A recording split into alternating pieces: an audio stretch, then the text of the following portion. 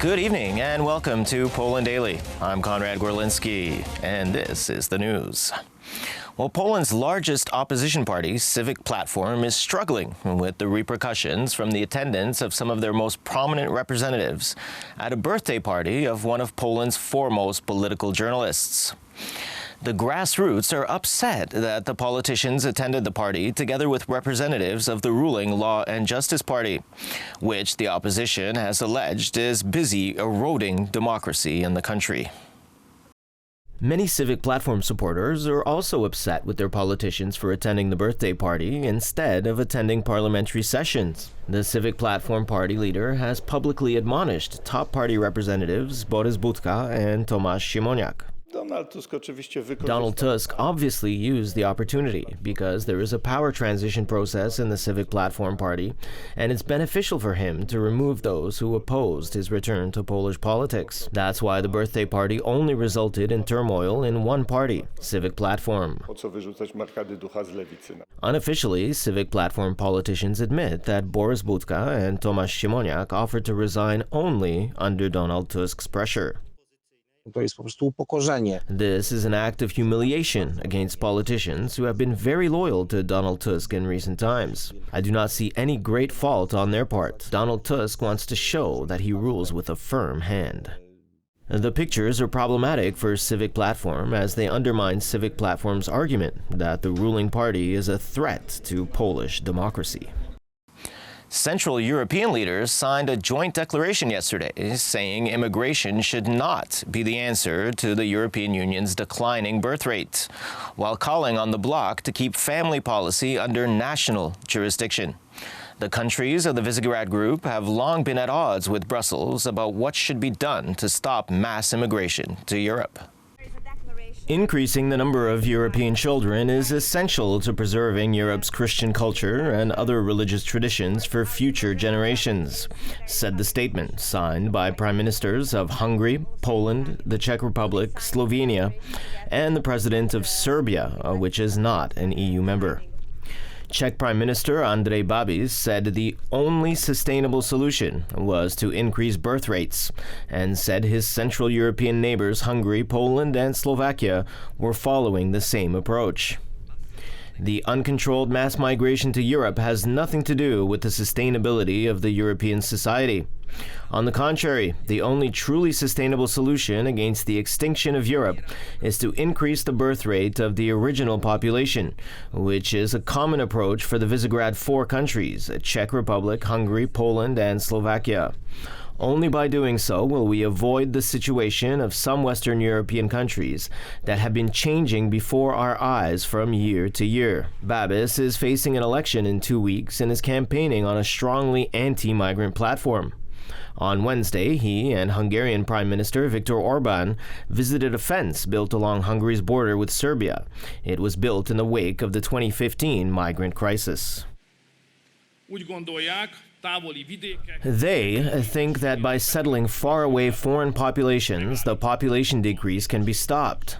But mass migrations, the millions lured here by the Willkommen culture, in reality means the global plan of settling a new working class. Orban, who will also face a closely fought election next year, has grown increasingly radical on social policy to protect what he says are traditional Christian values from Western liberalism. He also stepped up his anti-immigration campaign in recent weeks, following the Taliban takeover of power in Afghanistan. Speaking at the final televised debate ahead of Sunday's parliamentary election, German conservative candidate for chancellor ARMIN LASCHET stated on Thursday evening that he would immediately stop the Nord Stream 2 subsea pipeline project to Germany, should Russia question the deal it made with Germany. The issues of European strategic autonomy within the military sphere also played a prominent role in the debate. Speaking at the debate, which included all candidates standing for the election, LASCHET said, "What's important to me is that what the German government agreed to is now being implemented, and that is a geopolitical guarantee that Ukraine suffers no disadvantages. Yes, we need this economic project because if we exit from all energy types, we obviously need gas in the coming years. What's important to me is that what the German government agreed on is now being implemented, and that is a geopolitical guarantee that Ukraine suffers no disadvantages. Should Russia question this, the project will immediately be stopped." Gazprom said on September 10th it had finished construction of Nord Stream 2 to Germany, allowing Russia to potentially double lucrative gas exports to Europe via the Baltic Sea, while bypassing and cutting off a source of income for political foe, Ukraine. The debate touched on several other foreign policy issues, and Finance Minister and SPD candidate for Chancellor Olaf Scholz was asked whether he stood on France's side, traditionally Germany's closest EU ally. "We need to ensure, together with France, that Europe progresses, and that's why we have chosen close partnership, which I find is very, very important. I, and in fact the entire German government, can perfectly understand France's irritations about the way this arms deal for the nuclear-powered submarines went, which the United States brought underway with Australia and the United Kingdom." Last week, France recalled its ambassadors from the United States and Australia, and the United States and Britain signed a nuclear submarine deal with Australia, causing Canberra to scrap a previous $40 billion French-designed submarine deal. LASCHET urged Europe to speak with one voice and demand more common projects. "We saw in Afghanistan that once the Americans leave, we can't even secure Kabul airport. And that's why I want to install a National Security Council within the Chancellery, which gathers all our information and strengthens foreign policy. Second, we need more Europe. We must speak with one voice. We need to start common projects, including arms projects, to be able to act once the Americans withdraw." LASCHET is the CDU's candidate to replace Angela Merkel as Chancellor after 16 years on the job. Carles Puigdemont, the former regional head of Catalonia, who was responsible for the Catalan independence referendum and subsequent declaration of independence, has been detained in Italy. The Spanish government stated ahead of his extradition hearing today that Puigdemont must face justice in Spain. Spain has accused Puigdemont with sedition, claiming he helped organize a 2017 independence referendum deemed illegal by Spanish courts.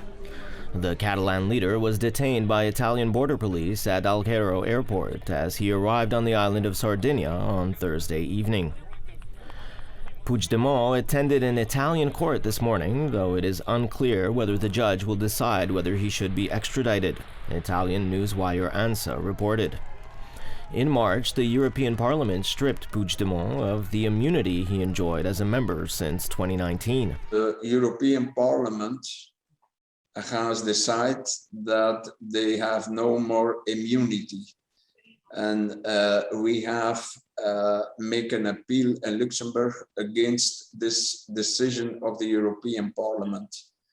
And there are many points of discussion about this decision, and therefore the court accepts that he will be free until there is a definitive decision in Luxembourg, because there is many discussion about the decision of the European Parliament.